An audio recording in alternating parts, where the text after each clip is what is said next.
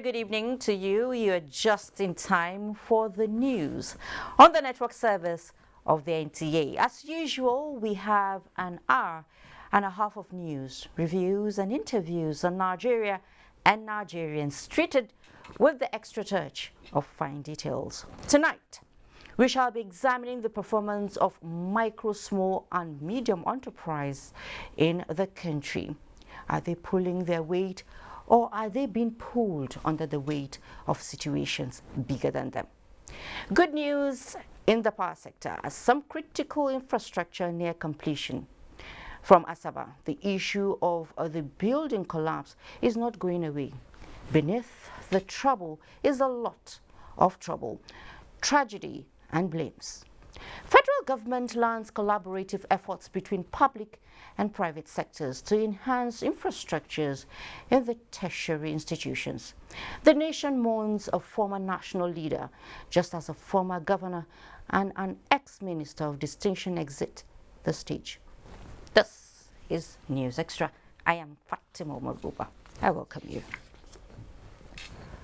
The latest Msme Survey shows that nano, micro, small and medium enterprises in Nigeria contributed 3.7% to employment in 2020, but dropped significantly in their contributions to gross domestic product due to the impact of COVID-19. This was made public at the media launch of the 2020 report of the National Survey on Micro, Small and Medium Enterprises subsector of Nigeria's economy. Muplang Dakok reports. The outcome of the survey, which began in 2020, was a collaboration by the Small and Medium Enterprises Development Agency, SMEDAN, and the National Bureau of Statistics.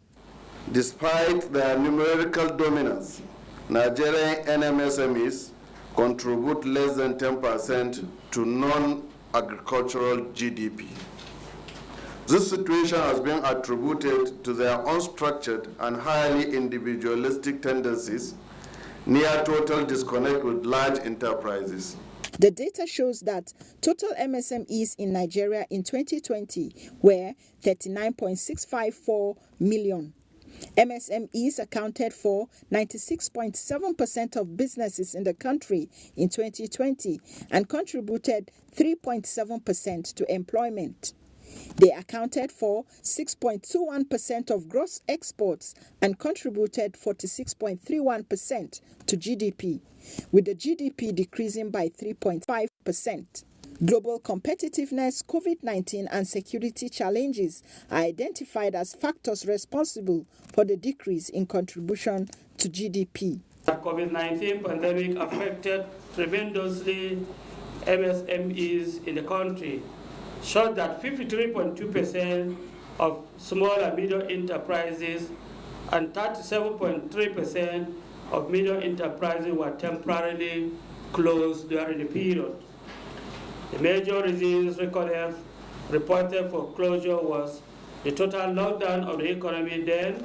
The survey is to help SMEDAN and the federal government to establish standard benchmarks that will facilitate the profiling and mainstreaming of Nigerian MSMEs for economic growth in line with global best practices for results.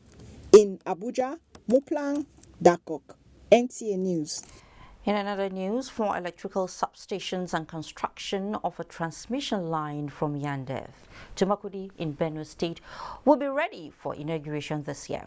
Minister of Power Abubakar Aliyu gave the assurance after inspecting the power projects to ensure quality is not compromised and delivered on schedule.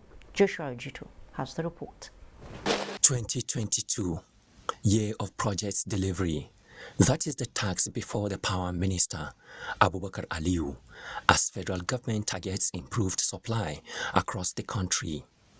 So, he walked the talk to ensure that all ongoing projects are closely monitored for timely delivery. In Benue State, 4 additional substations are being constructed, while Yandev substation has been expanded and upgraded to take in 40 megawatts of power generated from the Kashimbila Dam.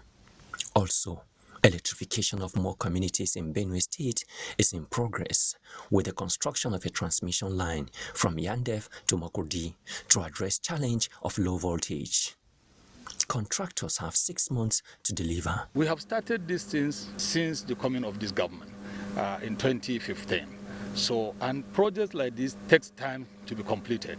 So we are now seeing the result of some of them being gradually completed, just like this one. The first one is completed.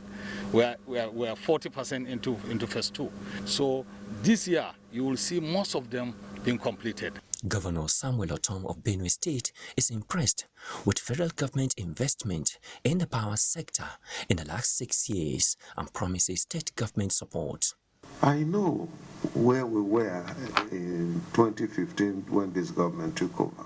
I can attest to the fact that there is an improvement considering what we had before as far as power generation and transmission and distribution is concerned in this country. I commend the ministry, and to the larger extent, I commend the president for giving attention to power. The projects are under the phase 2 of the Kashimbila Power Evacuation Program. Joshua Ojitu, NTA News. And the federal government has been urged to ensure the implementation of the National Science and Technology Roadmap towards stimulating innovation in all sectors of the nation's economy. Guest on NTA's Good Morning Nigeria stated this while discussing the development of science infrastructure as key to national development. Oluseye Adiabo reports. The solution is to prioritize. You can say declare state of emergency in science and technology and say this is what we want to achieve. That's what China did. Let me say that it is in realization of this that the political will that was missing, this government brought about. That was the Executive Vice Chairman of Msme, Professor Muhammad Aruno, speaking on the implication of Nigeria's failure to apply science, technology and innovation, as well as the country's position in the Global Innovation Index rankings. He noted that COVID-19 experience has helped many countries, including Nigeria, to look inward in the quest to step up production. For Professor Hilary Inyang, a professor of environmental engineering and science, and the Director General NOTAB, Dr. Danazumi Ibrahim, Nigeria should place premium on policy support activities and implementation. How many things used in Nigeria are produced in Nigeria? Accepted that in the initial stages of knowledge integration for creation of products, the quality of those products may not be similar or match the high quality of what comes from the technologically developed countries. But every country went through that. Taiwan did. If Nigeria wants to remove the shackles of dependency on imported technology, our research and development must be vibrant. The guests re-emphasized the need to leverage on science, technology and innovation to advance development, bridging technological gaps in Nigeria. In Abuja, Oluseye Adiagbo, NTA News. Let's head to Asaba now, where 4 persons have been confirmed dead following the collapse of a story building housing a church at Okpanam, near Asaba, the Delta State capital. Thelma Aliogu reports that 2 out of the 3 were children. Rescued from the collapsed building, 4 have been treated and discharged. The building under renovation collapsed during an evening service around 5:30, trapping many worshippers, including children. It took the combined effort of officers from SEMA, Red Cross, Fire Service, Ministry of Health, Nigerian Police, and good-spirited Nigerians to rescue the victims.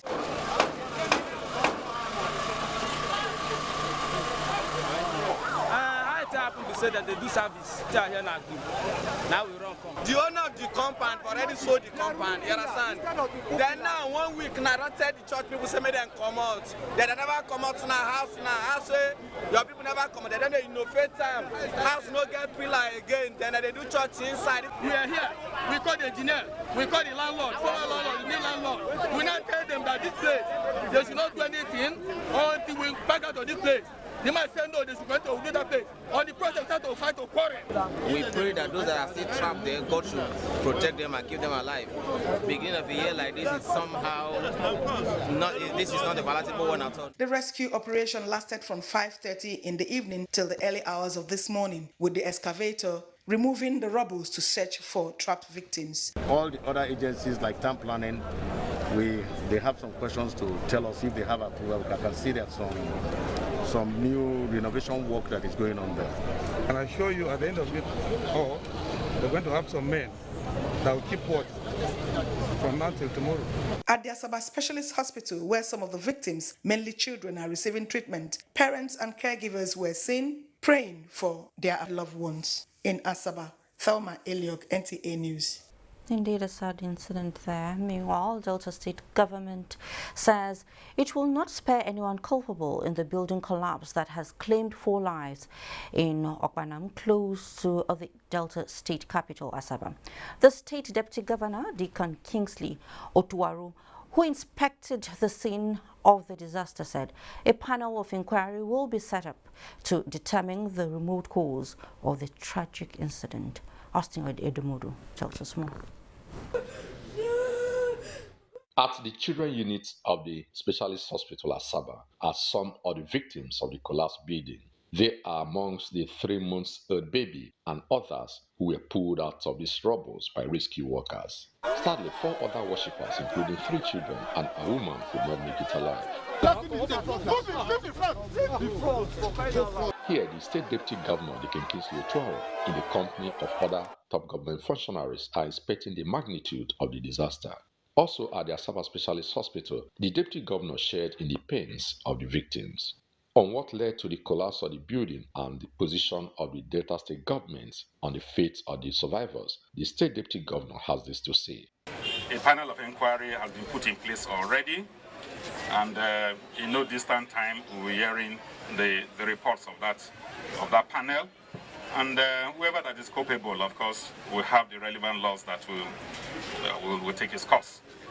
The bills, we are a responsible government. We are going to be an integral part of all that happens, just like we started it from the beginning. We are going to stand by them. For now, the remote cause of the building collapse is yet to be ascertained, not until the outcome of the investigative panel. I'm Austin Edemodu, NTA News. 2021 was a good year for Nigeria's agricultural sector across all its value chain. The sector maintained a steady growth in its contribution to the country's gross domestic product, attracting investment from indigenous and foreign investors, worth more than R1 trillion. Amina Baba Suleiman reports that guests on NTA Tuesday Live, however, call for more investments in 2022.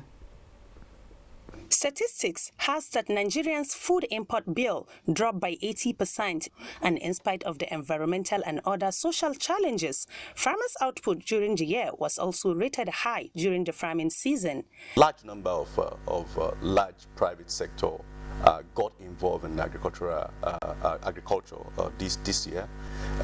I think it's something that is good. It's something that we should be proud of as a nation, that we're able to achieve this despite all the constraints that exist. Meanwhile, such interventions as the anchor borrowers of the Central Bank of Nigeria changed the fortunes of farmers for good and also created access to funds to enable them to boost production of 8 major crops, such as maize, rice, among other staples.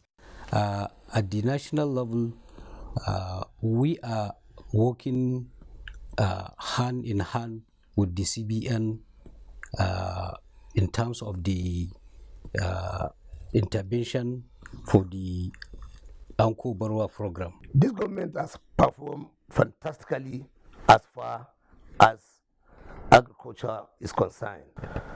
To me, and in my opinion, is that all we need to boost more food production is to employ more technology and transformations. There has been a lot of cooperation from states. We are aware of a number of states in the north and even in the north central and in the south that have actually embraced some of these policies of government. However, much is still expected from the sector in the year 2022 to ensure food security and enhance yield for farmers as part of government's efforts to alleviate poverty and reduce hunger in the land. Amina Baba Suleiman, NTA News. Well, thank you, Amina. President Muhammadu Buhari will be visiting Ogun State on Thursday, January 13, 2022, to inaugurate some landmark projects executed by Governor Dapo Abiodun's administration. The state government says all is in top shape to receive the nation's helmsman. Projects to be inaugurated by President Muhammadu Buhari in Ogun State include the Gateway City Gate project located at Shagamu Interchange, 44 kilometers reconstructed Kobakwe-Shiun Abeokuta Dual Carriage Road, Prince and King's Court Housing Estate in Kobakwe and Okemoson areas of Abeokuta, as well as the newly constructed Ijebu-Ode-Ekpe Expressway. A visit to the project site in Shagamu, Kobakwe and Abeokuta Metropolis revealed that workers were seen making last-minute arrangements ahead of Mr. President's visit.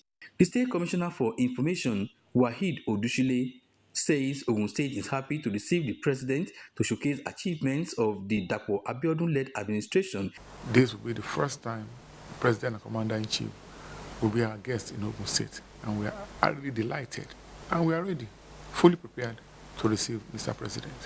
It's a very good opportunity for us to bring almost everyone up to speed on the various milestones, projects and achievements that we've been able to have.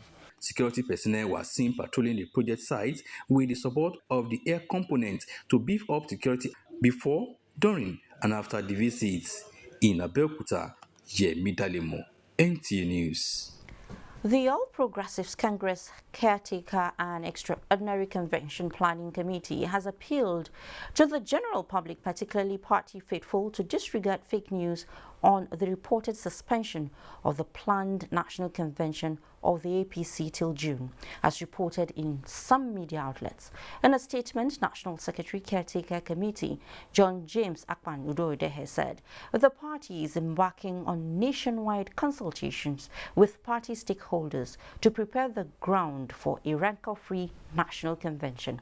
The statement adds that the subcommittee on budgeting and other substructures will be set up in due course. The statement appreciates the continued support of members and leaders as the Caretaker Committee undertakes the task of addressing contestations and litigations as a fallout of recently conducted congresses ahead of the National Convention. The federal government has approved the lifting of the suspension of Twitter operation in Nigeria, effective from 12 a.m. 13th January 2022.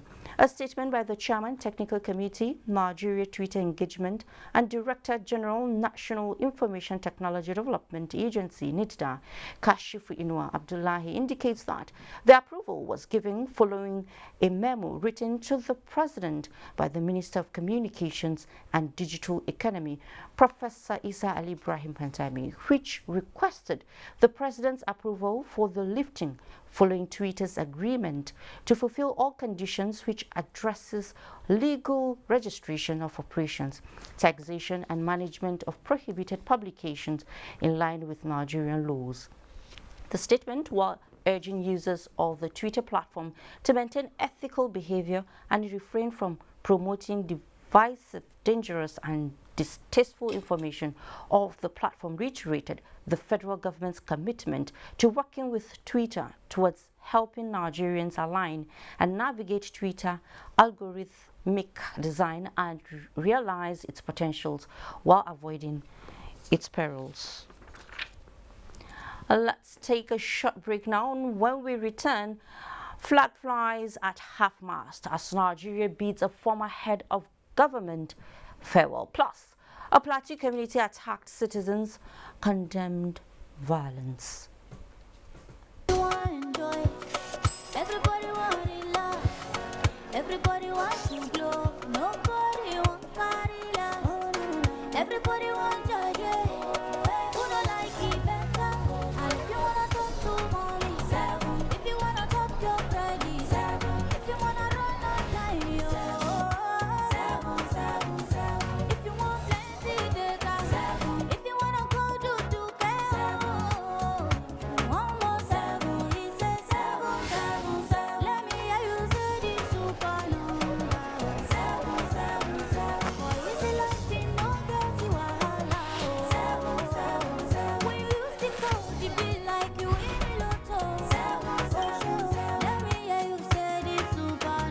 whole sensational world of love, now accessible through one code, *777#. Dear friend, as 2021 ends, we share your gratitude for its blessings. We acknowledge your low moments too and wish you strength to carry through. At Bedmate, we'll keep making your living better because we believe that furniture is not just an item made of wood, glass, marble, or steel, but a symbol of your unity and good times with your loved ones. We wish you a Merry Christmas and a Happy New Year full of all the finest things you desire. When you first see sign, say you dey get pain, you go need ogbonge solution wey go make your mind cool. Make you try Panadol Caplets. Panadol's Optizol formula. E melt quick for inside the belle and e dey comot pain wahala quickly. You fit trust am well. Make you try Panadol Caplets. See, nurse, she's saying she feels unwell despite my efforts to practice good hygiene. Mom says wash your hands to keep the germs away. Washing hands is good, but surfaces can also have germs, and you shouldn't use just anything for cleaning them. Use Jik. Jik's formula has been scientifically proven to stay active for longer, giving you whitening and germ kill protection on a variety of surfaces. Disinfect to protect, just Jik it. Endorsed by National Association of Nigerian Nurses and Midwives.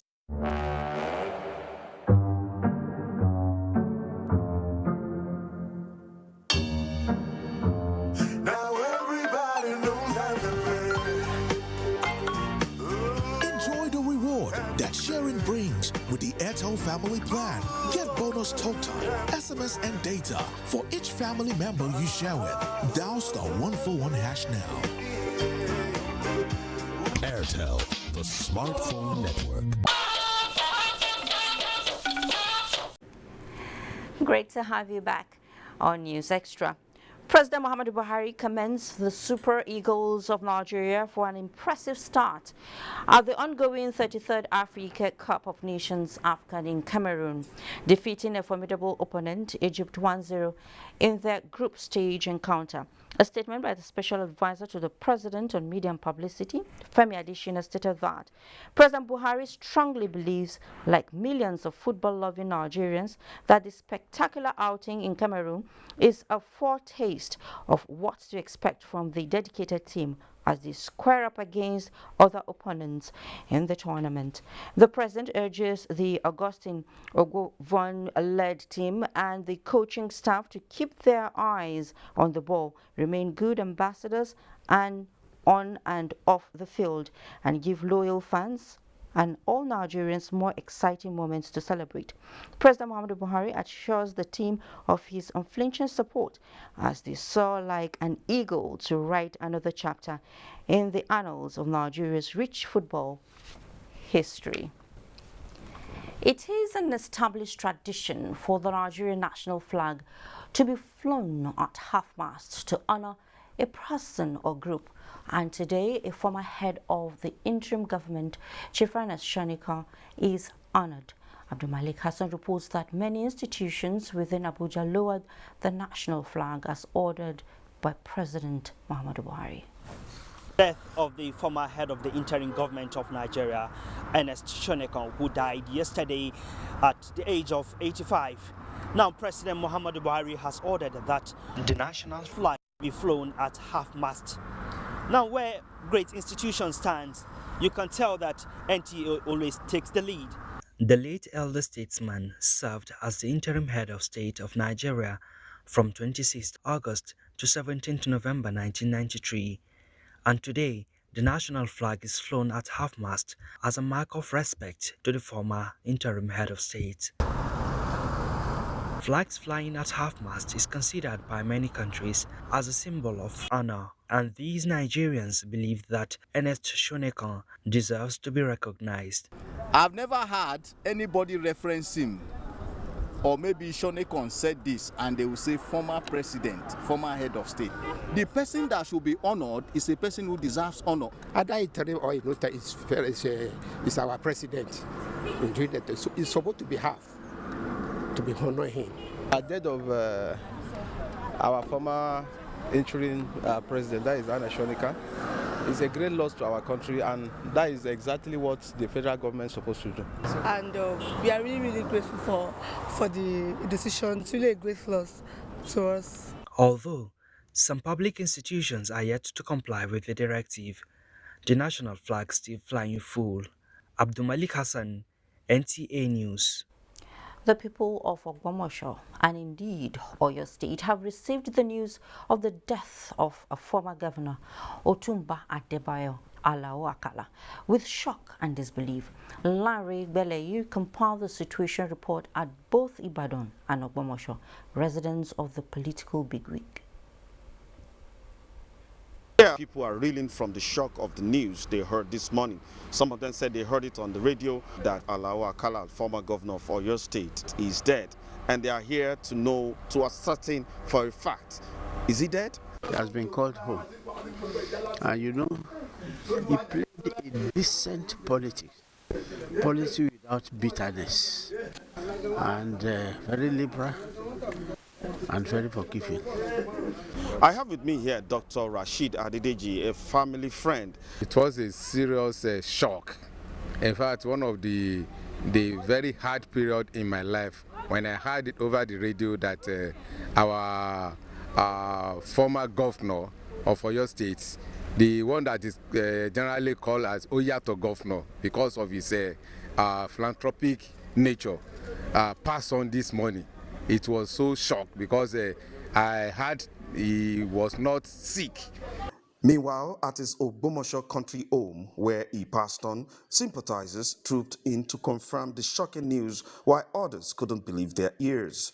Report says that the Oyo State politician died this morning while preparing to go for an outing at his country home in Ogbomoso. His body has been deposited at the mortuary. In Ibadan, Larry Bilayi, NTA News. Meanwhile, President Muhammadu Buhari commiserates with the government and people of Oyo State on the passing of a former governor of the state, Otumba Christopher Alao Akala. The president affirms that Otumba Alao Akala served the country and the people of Oyo State with dedication, making very important contributions to the development of institutions and communities. He trusts that the Alao Akala family, friends, and associates will honor his vision of entrenching good governance in the country and passion to lift the downtrodden in the society. The president prays God Almighty to grant the departed eternal rest and comfort those left to mourn him. The federal government says it is more than ever before committed to bringing to an end the spate of banditry and other acts of terrorism across the country. Minister of Defense Major General Bashir Salihi Magashi stated this when he led a presidential delegation on a sympathy visit to Zamfara State over the recent mass killings by fleeing bandits in Anka and Bukuyum local government areas of the state. Jamilu Ibrahim has more.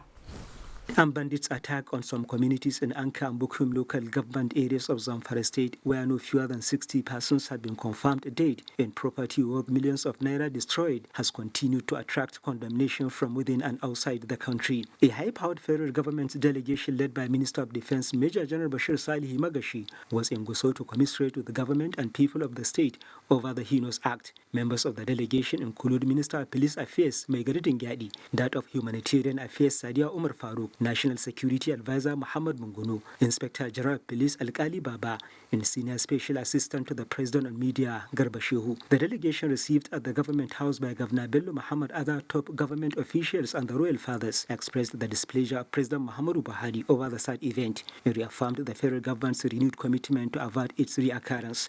We really condemn this action, and the federal government is all out to do more than what it did before in order to bring an end to these menaces of the people.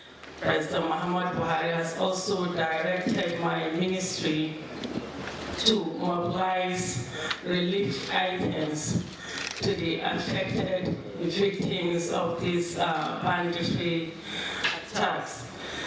I have already deployed my staff to be in Zamfara State anytime from now. Governor Bello Muhammad, who appreciated the federal government's intensified effort in dealing with the bandits, however, stressed the need for more decisive measures. Our forests have become fortresses for bandits from where they plan and launch attack to other parts of the northwest and come back to the west. As part of this strategy, special forces shall be deployed to some black spots, particularly identified to be more dangerous center of activities of the bandits. The special forces could help dislodge the bandit and block exit to the flying ones.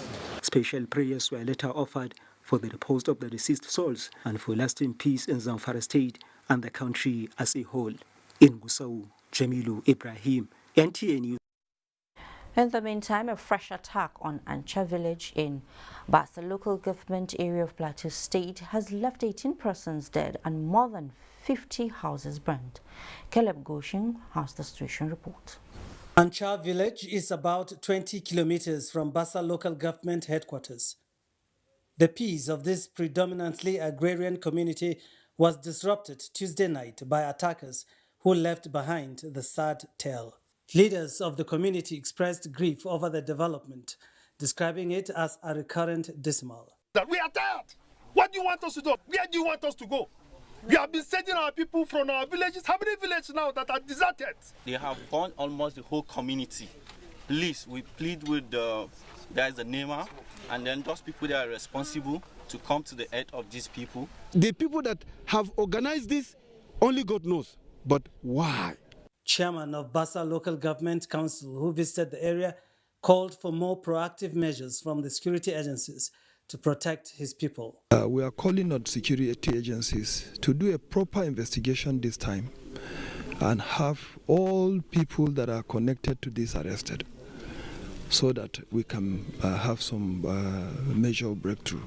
When things happen in this large, in a scale like this, and no arrests are made, I think this impunity will continue to go from every community. Caleb Gochin, NTA News. And from Jos, let's head to Yobe State. Following the significant improvement in the general security situation in most parts of Yobe State, the state government has approved the immediate lifting of ban on the use of motorcycles in 10 local government areas under the Yobe North and South senatorial districts.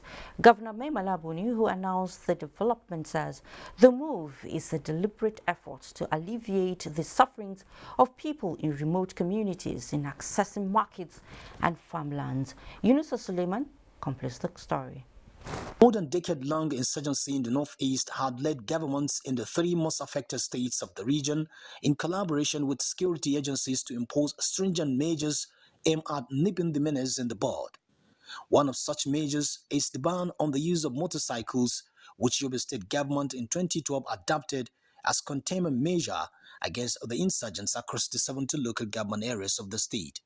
10 years down the line, government in the state, after wider consultation with security agencies as well as relevant stakeholders, has okayed the use of motorcycles in 10 local government areas. The affected areas are Guru, Badi, Machina, Jakusko, Karasua, and Yusufari in Yobe North, while others are Potoskum, Fika, Nengir, and Fune local government areas situated in southern part of the state. The development has become a topic of public discourse among people in these areas and beyond, with many commending the state government for taking such a bold step. Going forward, we will restore the use of motorcycles in Zone A of the state. However, some of the guidelines on the order indicate that motorbikes in these areas are to operate between 6 a.m. and 6 p.m. daily and must not be used for conveying passengers, as only a rider is allowed per motorcycle. Other guidelines are that there must be proper registration, licensing, and documentation of all motorcycles and riders in the affected areas by the Yobe State Road Traffic Management Agency, and that bikers are only to operate within their local government areas only.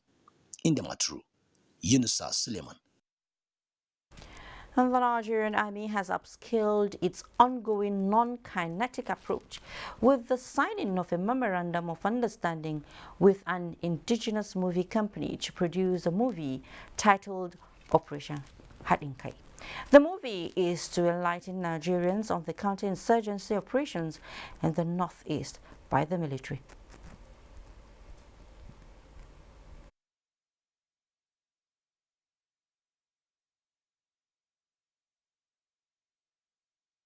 The production is aimed at winning the hearts and minds of its viewers and to promote peace and stability in the country.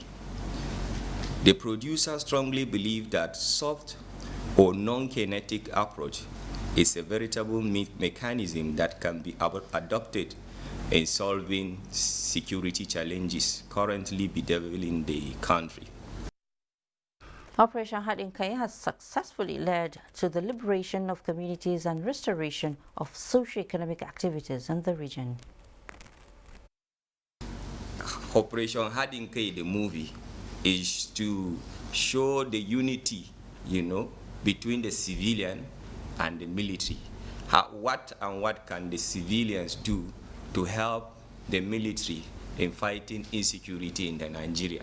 And how can the military support the civilians in this fight? In times like this, every segment of the Nigerian society is expected to contribute its quota to complement the efforts of the military. The proposed film, titled Hadinkai, is designed to align with the vision of having secure Nigeria and Nigerians. Meanwhile, Nigerian Air Force Naft Special Forces have rescued 26 kidnapped victims while on a fighting patrol along Birnin-Gwari-Kaduna Road. A statement by Naft indicates that the rescue operation occurred on 12th of January 2022 when the Special Forces came across 5 abandoned vehicles with their doors ajar near Angwar Yako, an indication of forced removal or evacuation, a likely kidnap scene. Further investigation and extended search spanning 3 kilometers into the forest led to the rescue of 3 victims who had escaped. Further search by the regiment led to the discovery of 4 different groups of victims hiding in the bushes. A total of 26 victims were rescued. The victims said they were abducted by terrorists hiding in the forest areas at different times while traveling by road to various destinations. Now, more impetus is expected to the fight against insurgency in the country, following the recent gazetting of bandits and gunmen in the country as terrorists by the federal government. Legal and military experts who made this observation in a chat with NTA also believe that such a move would bring lasting peace to areas affected by activities of the terrorists. Olabode Arewa reports. That, no doubt, is not a scene from a movie, but an engagement of the Nigerian military with insurgents. Such occurrences are commonplace, stretching the capacities of the military. Although the federal government are taking the bull by the horn in providing critical military hardware for the armed forces and the police, the constant and continued incidences of banditry attacks made it mandatory for a more effective strategy to be applied to curb the menace. Hence their designation as terrorists by the Federal Court Abuja and the publishing of same in the official gazette of government by the Attorney General of the Federation and Minister of Justice Abubakar Malami, SAN. With the declaration of bandits as terrorists by the federal government, it now gives the government the leeway to put them under check and ensure that all parts of the country are kept safe and sound. For instance, they cannot go to a bank and say, well, we want to open an account. They cannot go to establishments and say, oh, we want to enter into any contract. So bit by bit, they are being isolated. And if they are isolated to the very last, then that will be the end. And if they cannot source for arms and ammunition, whether within or outside, then it will mean that they are being weakened. A security expert wants the armed forces to leverage on this opportunity to take the battle to the terrorist groups and other related organizations, making life difficult for Nigerians.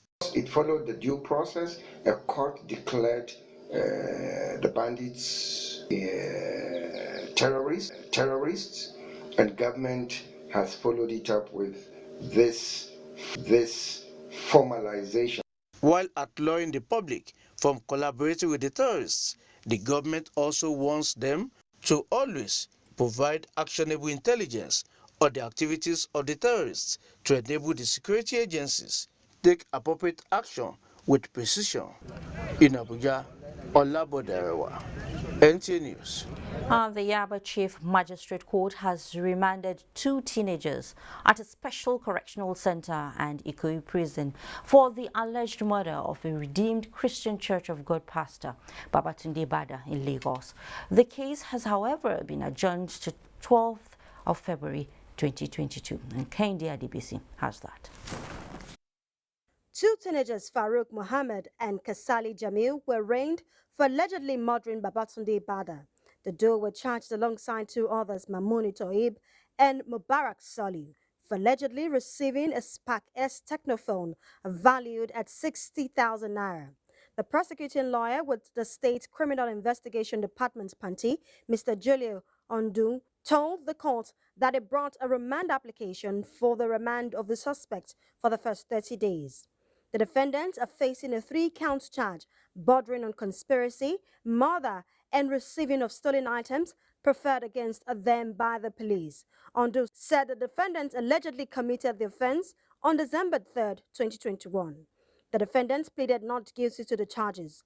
The case of murder and armed robbery, they're receiving stolen property. However, we have a responsibility to bring them before the court and for arraignment and for them to come with legal advice. So their advice will determine whether they have a case to answer or not. Magistrate Linda Balogun then adjourned the case and ordered that the suspects be remanded pending the legal advice from the Director of Public Prosecution. In Lagos, Kende Adebisi, NTA News. A woman suspected to be a human trafficker has been arrested in Boku and paraded by the Benue State Command of the Nigeria Security and Civil Defense Corps. Commandant of the Corps, Philip Oko, says the woman was nabbed while trying to convey 16 teenage girls to Burkina Faso. Simbiat Agbaji reports. Raided alongside the suspected human trafficker, Elizabeth Nenakwa Gandhi, was Yochivi Caleb Unguto, who was arrested for criminal conspiracy, armed robbery, unlawful possession of firearms, and being a member of unlawful society. Commandant of the Corps, Philip Oko, while parading the suspects, said there will be no hiding place for criminals in the state. He advised members of the public to be wary of people who parade themselves as having opportunities for greener pastures. But she was arrested in Boko. But the prior investigation have revealed that this is a third trip, taking them away from Benue State to Burkina Faso. It's a joint operation with Naft. The suspects, however, confessed to the crime. I asked their mother to help. Let they go help me. It's just a personal weapon for me, for a protection. In Makudi, Simbiat Agbaji, NTA News. The Nigeria Police Force has extended the online registration for 2021 recruitment exercise to Saturday, January 22, 2020. A statement by the force indicates that the 10 days extension is to provide equal opportunity and spread of applications, particularly from states in the southeast, south-south geopolitical zones and Lagos State, so as to enable applicants meet up the required quota for their respective areas. Consequently, the force enjoins states and local governments, religious bodies and other interest groups in the affected geopolitical zones to assist in mobilizing and encouraging their citizens and wards to take advantage of the opportunity and log on to the NPF recruitment portal www.policerecruitment.gov.ng to register before expiration of the new deadline. There is a need for effective collaboration among relevant agencies to create awareness on preservation of wildlife and its importance to human survival. Director General of the Nigerian Television Authority, Yakubu Ibn Muhammad, emphasized this when he played host to an international wildlife preservation agency, Wild Aid. Joseph Orsen reports. Nigeria is facing a conservation crisis with much of its wildlife at the verge of extinction due to poaching, logging and hunting for bushmeat. Bringing the people on board to understand the importance of preserving these animals will require much of convincing sensitization and enforcement. This is what is driving the partnership between Wild Aid and NTA. There is a new piece of legislation which will be going through this year to upgrade the laws here. And then we are working with various media like yourselves, hopefully, to educate people about what's going on, to raise the awareness. Wild Aid reports that there are only 50 lions and 500 elephants left in the country, with other wildlife decreasing in numbers. The campaign. Director General Nigerian Television Authority Yakubu Ibn Muhammad is stunned with the extinction of the animals and feels relevant agencies must work to end the ill. If you illustrate these things in pictures, right, with narrations, the truth will be brought closer home to the people.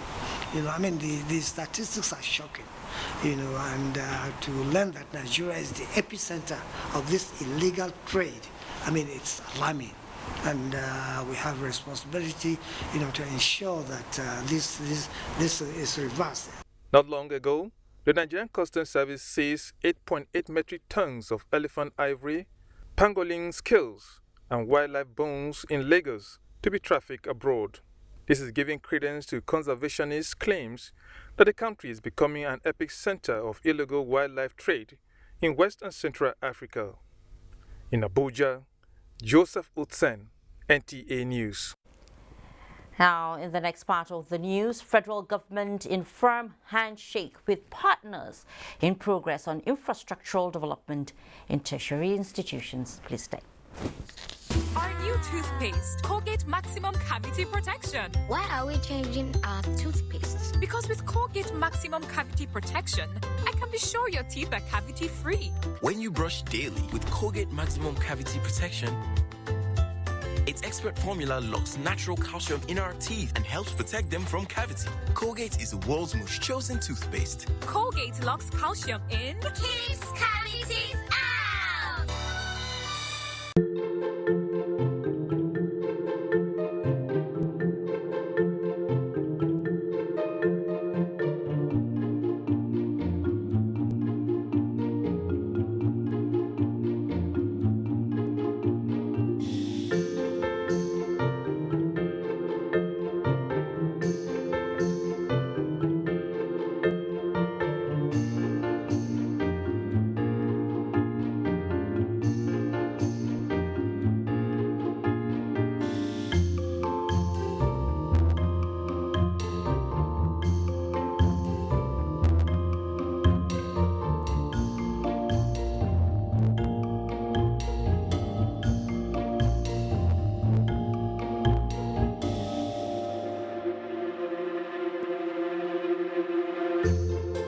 ITF, developing the nation's human resource. Scenery. There is no doubt about it. Trees and other plants are so admirable and they produce productive farmlands and water.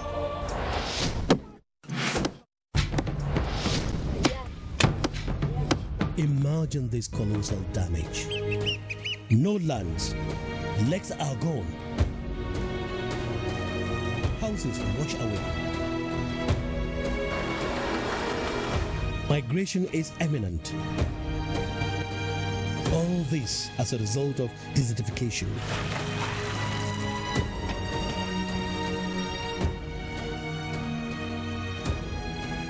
We must fight desertification by planting more and more trees to save our lands and restore the glory of our agriculture.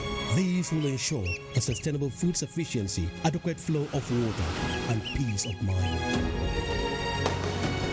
This message is from the National Agency for Great Green Wall.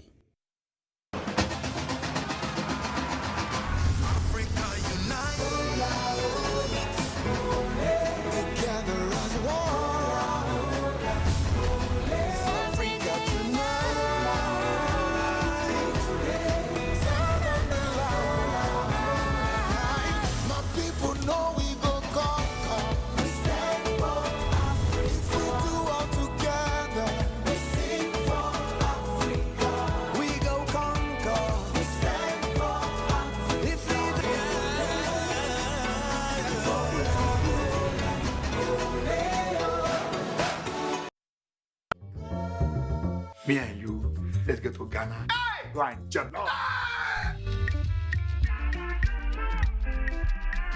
This is Ghana. You've come here to seek for greener pastures. Make it your worthwhile. Any guinea fowl is a guinea. Guinea fowl has nothing to do with guinea.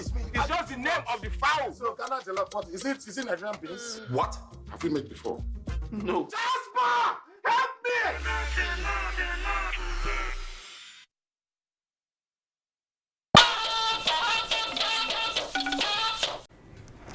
Well, welcome back. High oil prices see World Bank upgrade Nigeria's growth as investors gain 403.8 billion naira to close above 44,000 basis points. Let's join Musa Abakar for details on business news. Musa, is over to you. Thank you, Fatima. Let's begin by telling you that the World Bank projected Nigeria's economy to grow by 2.5% in 2022, which is 0.1 percentage point above the estimated growth projection of 2.4% in 2021. In a new report titled Global Economic Prospects, the World Bank said elevated commodity prices are expected to support near-term recovery across the sub-Saharan Africa region, with higher oil prices and the gradual easing of OPEC Plus production cuts benefiting Nigeria and Angola. Growth in sub-Saharan Africa is projected to firm slightly during the forecast horizon to 3.6% in 2022 and 3.8% in 2023. Growth in the three largest sub-Saharan African economies, Angola, Nigeria, and South Africa, was estimated at 3.1% in 2021, an upward revision from previous estimates. Now to energy. Oil prices hit 2-month highs on Wednesday on tight supply and easing concerns about the potential heat to demand from the Omicron coronavirus variant. Brent crude futures were up 1.5% at $84.96 per barrel. U.S. West Texas Intermediate crude futures added 2% to trade at $82.84 per barrel. Just a day after Nigerian equities market recorded its first leap for the year, stocks made a rebound midweek. The all-share index solidly logged in more than 700 points to close 1.71% at 44,608.82 points. 266 million shares value at 3.822 billion naira were traded in 4,502 deals. Equity capitalization also rose to 24.034 trillion naira. On the activity chart, Transcorp top in terms of volume with 89 million shares and was followed by FBN Holdings and Jais Bank. Now that's business news. Fatima, it's all yours now. Thank you so much, Musa. Now, if the federal government's plan to diversify the nation's economy from oil to non-oil sector is to be realized, then development of its manpower in agriculture and marine technology must be given great priority in the scheme of things.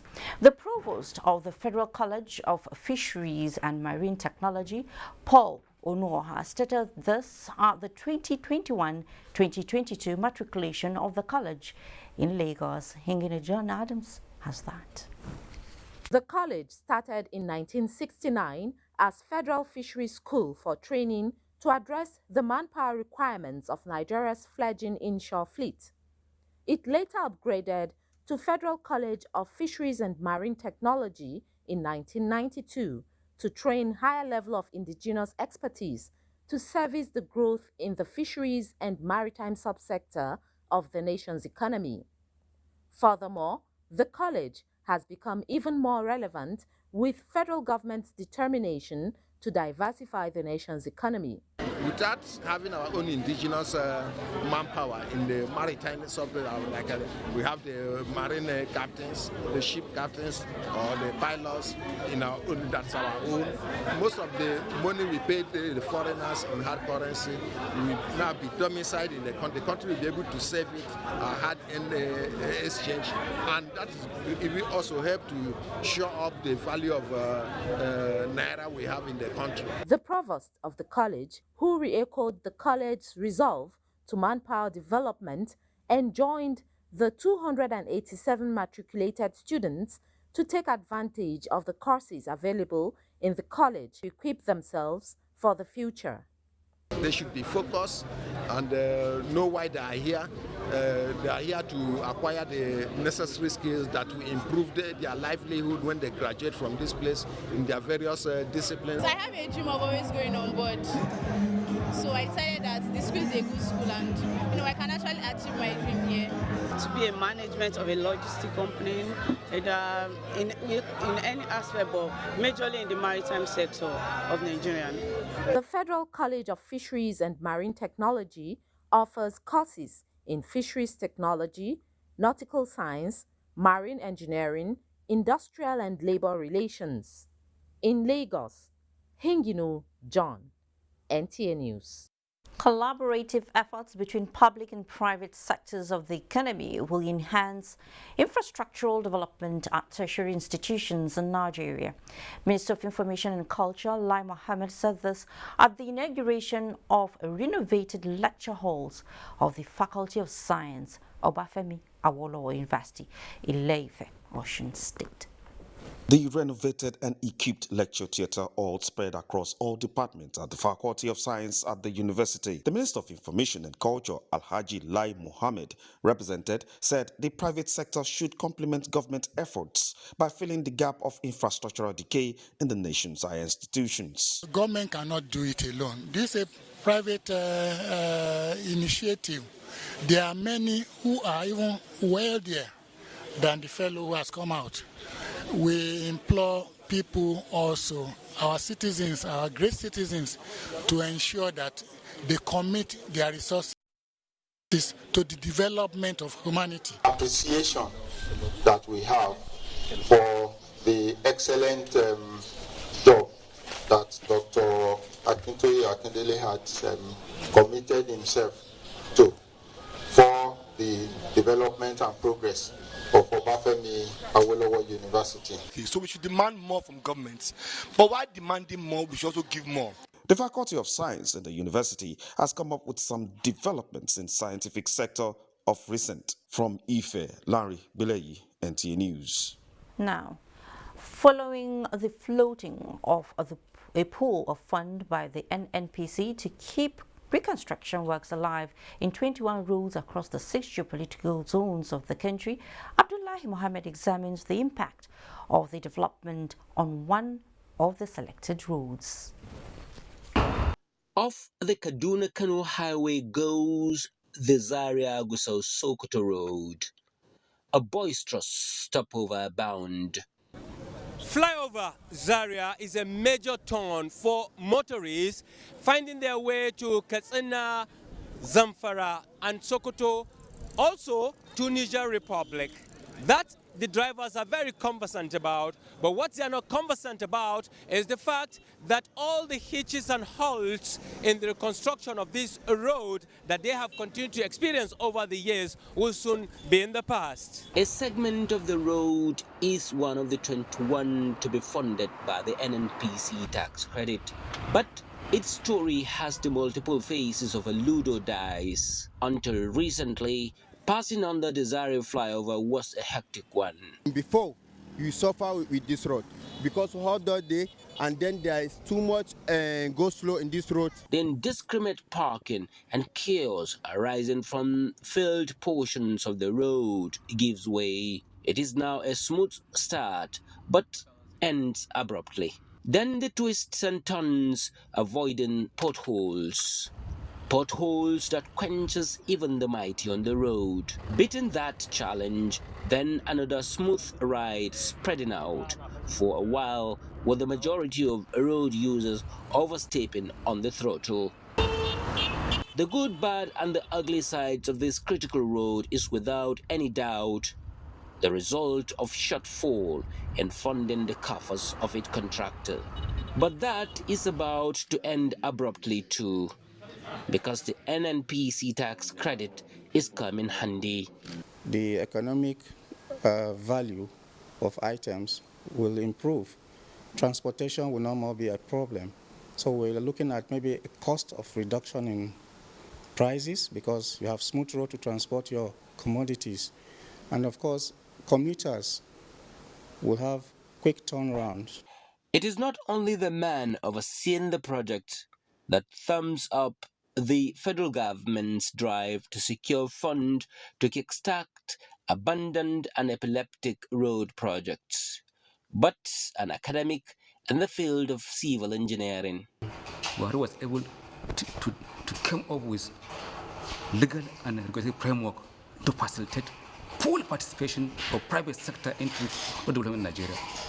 With that, if you can see all around, you can see that from 2020 to date, we have massive investment in this era. Back on the road is Malan Salihu, who volunteers to fill some of the potholes for a tip. For him, shop may soon close. But what opens next is for the majority. By the sides of the roads are renowned institutions whose survival clings on the viability of the road. Miles ahead, farmlands beyond the eyes can see. Dry season farming booms. A market by the roadside reminds me of the Dollar Pyramid in Kano, which I see only on the Naira note. The opportunities in fixing the road is endless. What will surely end is the bad and the ugly sides of the roads. In Zaria, Kaduna State, Abdullahi Muhammad, NTA News. Thank you for the package, Abdullahi. Despite technological advancement in food processing and storage, the traditional method of drying food items under the sun or drying has continued to thrive.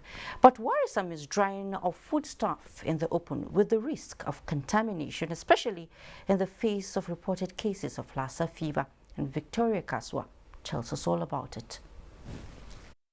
It is Harmattan season, favorable for harvest as farmers dry harvested food crops. But there are health risks with the outbreak of Lassa fever, mostly during the season where rats, the carrier of the disease, feed or excrete on food items not properly covered. For instance, it is a common practice in Lafayette and other parts of the country to see food items spread indiscriminately along the highways and in the neighborhoods. If it is based on drying in a place where radioactive and metallic radiants cannot get in contact with the food, there will be no problem. But if the food is based on drying, especially at the roadsides where pollutants that will be radiating from the combustion of the gas from the car and from the atmospheric pressure that will be emanating at the roadside, if it gets in contact with the food that is being food product that is of drying at the roadside. Health experts say this practice raises questions on the hygiene of the food items, especially with the outbreak of Lassa fever. It could be recalled that 2 medical doctors at the Dalhatu Arrow Specialist Hospital, Lafia, lost their lives recently while treating patients infected with Lassa fever. The state government says it has taken steps to curb the spread of the disease in the state with awareness campaign, especially in rural communities, on the need to keep a clean environment and always cover food items away from rodents. We've also been able to procure and preposition some drugs that are used in the management of Lassa fever, the injectable drugs that are used for treatment, and then the oral drugs that we use for chemo prevention.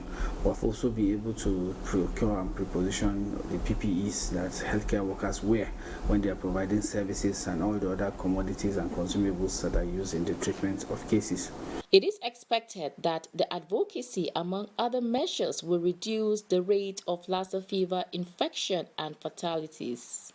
In Lafia, Victoria Kaswa Ujito, NTA News. Countries with strong and resilient public health system can quickly prevent, detect and respond to infectious disease threats. Is Nigeria in this category? Well, health correspondent Basi Ita Ikbang examines Nigeria's health security efforts and impact in the face of COVID-19 and other disease outbreaks in 2021 and a peep into expectations of 2022. The emergence of COVID-19 is one that has made countries to prioritize health security. Nigeria is not left behind in this, with the Nigeria Center for Disease Control, NCDC, carrying out its mandate, which is to strengthen the nation's capacity to prevent, detect and respond to disease outbreaks. Resulted in recognition of the challenges that were existent and attracted the investments that were required to strengthen the system and, of course, respond to this pandemic. Nigeria, like most African countries, has not suffered from the worst effects of the pandemic compared to what has happened in other climes. Emergence of the COVID-19 pandemic, we have been able to increase the number of laboratories, increase the number of intensive care unit beds, increasing equipment, and also isolation centers. In addition to that, specifically in the budget 2021, we provided additional resources for port health, for them to strengthen their ability to be able, as the first phase of anything that's coming into the country. Amidst the non-pharmaceutical interventions against the virus came respite, with the country recording a significant drop in infection rate in October. The nation's vaccine rollout also took off successfully in the year under review.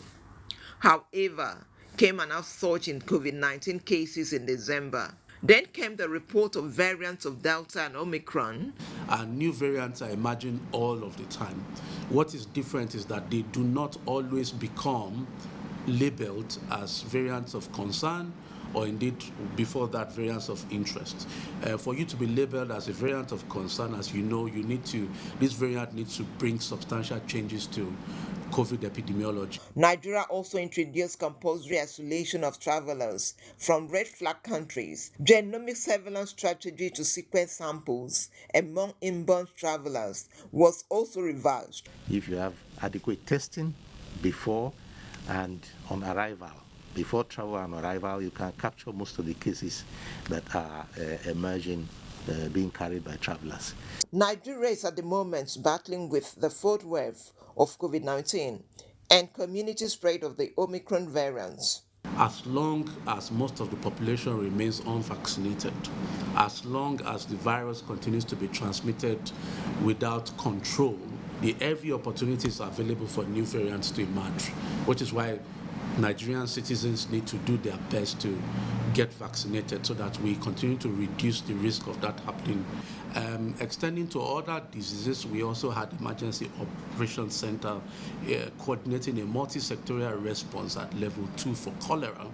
In a bid to curb this outbreak in Bauchi State, which was worst hit, oral cholera vaccine OCV was administered in combination with other community control measures to stop the spread.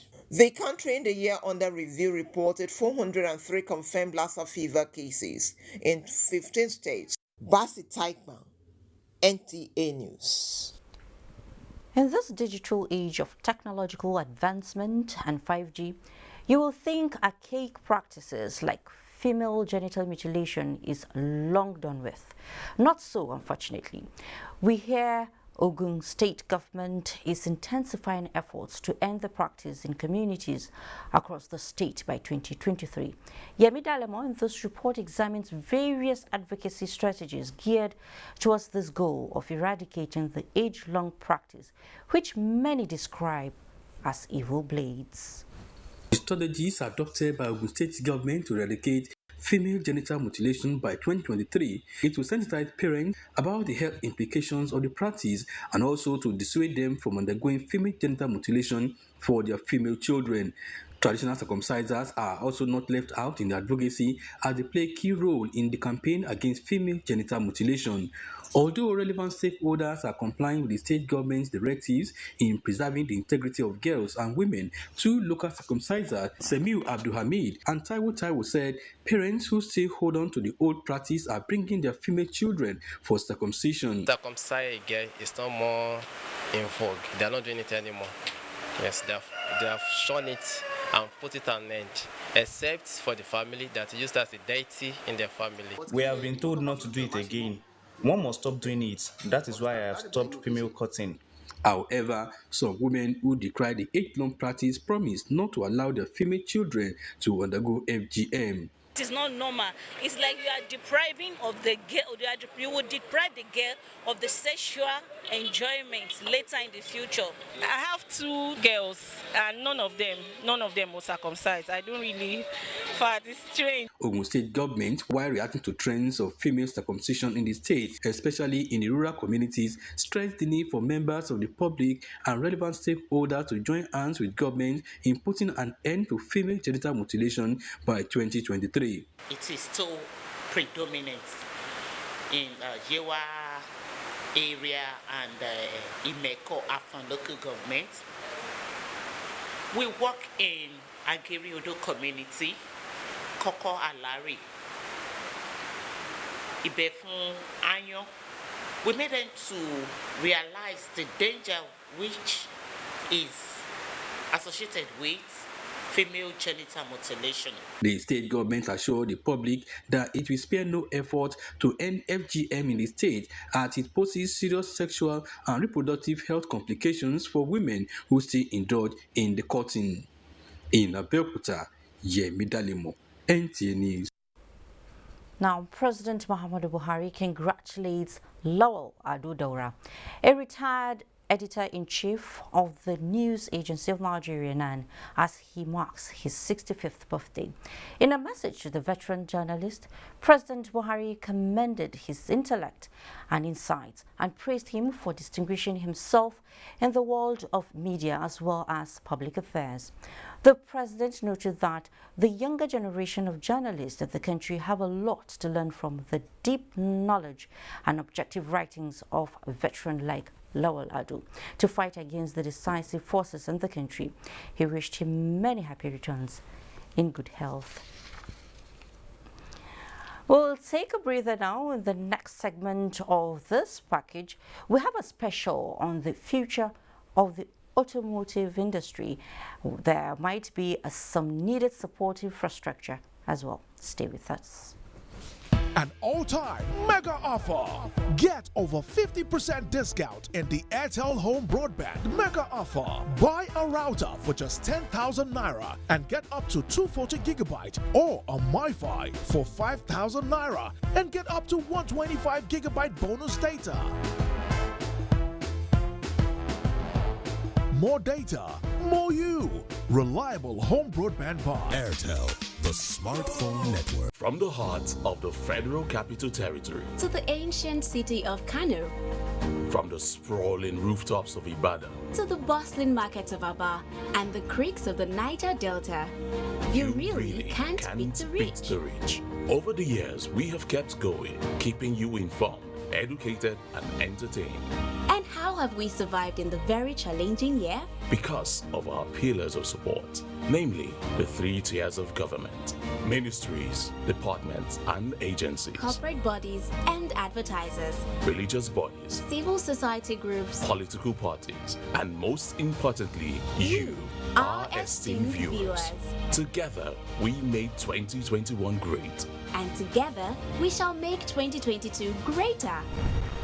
Thank you from all of us here at NTA. Your season's greetings and a prosperous new year. The 2022 Armed Forces Remembrance Day celebration is here again. The Nigerian Armed Forces work tirelessly day and night to give us peace to go about our businesses. Some have paid the supreme price. Should we forget the families and loved ones they left behind? No.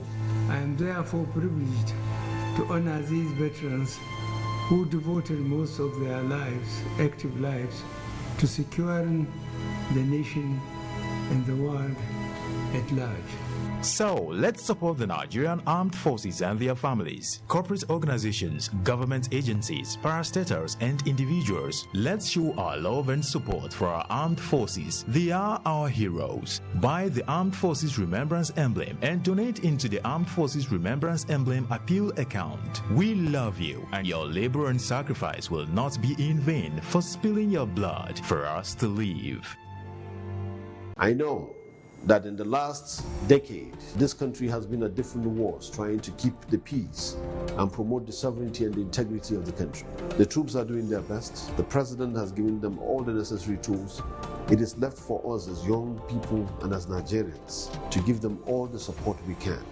We say kudos to all our gallant military men. Please, whenever you see a police officer in or out of uniform, if you know them, clap for them whenever they need be. Give them seats in buses and trains and airplanes. Have the airline managers reduce air tickets for them or train tickets for them. Show them that we appreciate what they do and show their families that there is something right and honorable and truly remarkable about wearing a uniform and going into the bushes and the forest to fight enemies of this country that are hell-bent in bringing your life to an end. It's a very tough time, but we have to all put our hands together. Please support our troops and support our police officers.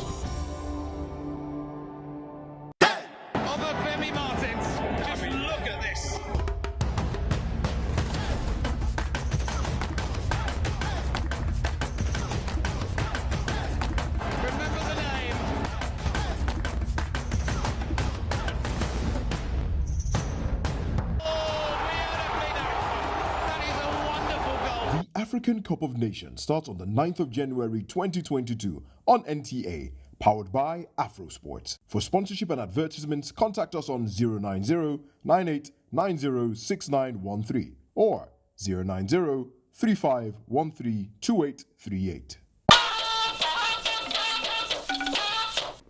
Thanks for staying. Few months after the Niger state government abolished joint account for the payment of salaries for its local government civil servants across the state, workers in some local councils are now groaning under severe hardship as their salaries are now being paid on a percentage basis. Mukhtar Abakar Wowo went round some local government areas in the state to feel the pulse of the workers. He, however, reports that the affected workers in the aforementioned local government areas declined to comment for fear of intimidation. Time in September 2021, speakers of the legislative arm of 15 local government councils in Niger State, who tagged their councils positive local governments, staged a protest demanding total abolishment of the joint account system for the payment of their workers' salaries. To this effect, the then protest paid off as the state government granted all local government councils full financial autonomy. Latest on this development, however, is that some local government councils who were beneficiaries of the joint account system and tagged negative could no longer pay their workers full salaries. So far, for the past 9 months now, we have not been got salary 100%, 42%, 32%. Just thinking, appealing that probably the state government should do something because it has not been easy. The twist in the growing trend is that some political leaders in the affected local government areas are now advocating a revisit of the laws that brought local government areas together, as they also seek for an alternative means of meeting their financial obligations. If you do not go to untie this law, I assure you that hardly shall we be able to get out of the woods. When the joint account was in place, some few local governments were in negative. But because of the joint account, it does not affect the payment of the salary. Although most of the local government areas tagged positive now conveniently pay their workers full salaries without any hitch. From the moment this money were sent for us to pay salary by ourselves, I have always paid 100% to my staffs. Investigations, however, revealed that some councils in this category still deduct their workers' emoluments by paying them a certain percentage, alleging that their federal allocation is still being subtracted by the State Ministry for Local Government.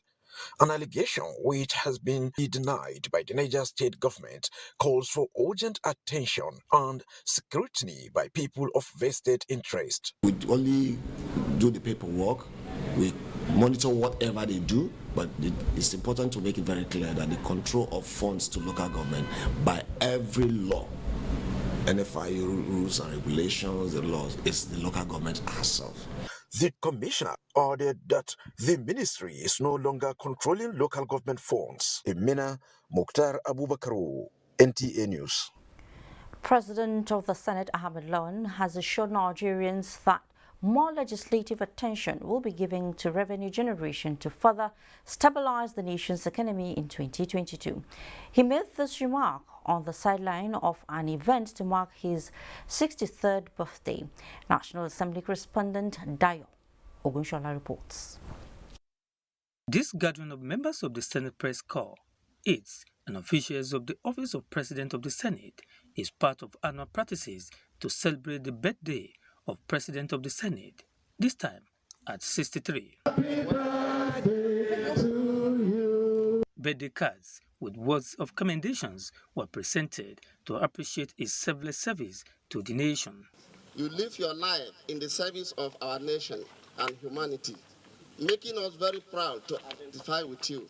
Dr. Ahmed Lawan observed that except for the dictate of his public office, his birthday has always been a time to pray to Allah. Even with that, the celebration this year, he believes, should be used to reflect on the state of the nation. He acknowledged the impact of the press in the Nigerian project. On dealing with the challenges of revenue generation, revenue collection, and remittance. So this year, we are going to have engagements with the revenue generating agencies on a quarterly basis. They have their targets set for them, and we want them to come and brief us. The celebrant admonished Nigerians to continue praying for the nation. In Abuja, Dayo Ogunshola, NTA News. We have a comprehensive look at sports and, more importantly, the ongoing Africa Cup of Nations in the concluding part of the bulletin. Stay with us for the home run. GoTV, they give your TV new ginger. Them go step up your enjoyment with correct awoof. Upgrade to GoTV Ginger to enjoy GoTV Jolly. If you dig GoTV Ginger, upgrade them to GoTV Jolly and we go flex you on top GoTV Max. You already dig GoTV Jolly? Upgrade them to GoTV Max and we go summer you the tier rubber GoTV Super Package. Oh wait, for better sports, international entertainment and local shows. Step up Nana. GoTV. Love it. Today on AFCON Shots, a referee error leads to uproar as Mali slips past Tunisia. Gambia is attacking Gamble Peeps Mauritania. Let's join Daniel Aderia for that.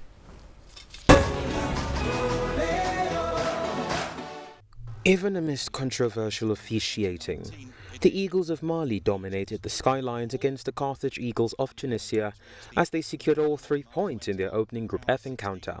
The game kicked off with the Malians on the front foot and creating more chances at goal, but questionable officiating slowed down their momentum. It ended 0-0 at half-time. The second half was a lot more lively, with Mali getting a penalty after Elias Skiri was caught in the box for ball handling after a VAR review.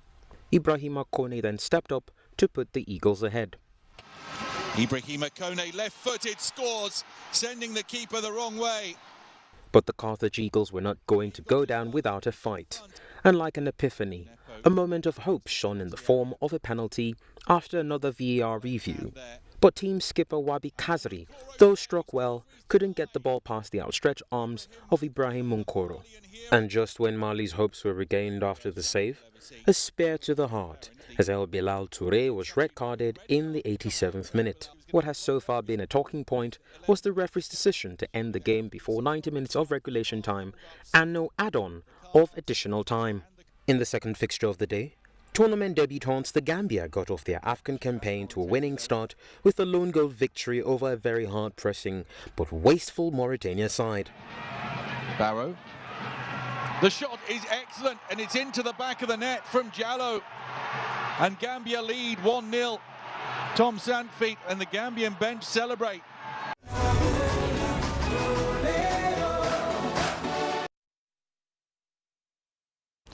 Let's join Hugh Judge for African Update. Hello and a warm welcome to the African Cup of Nations update.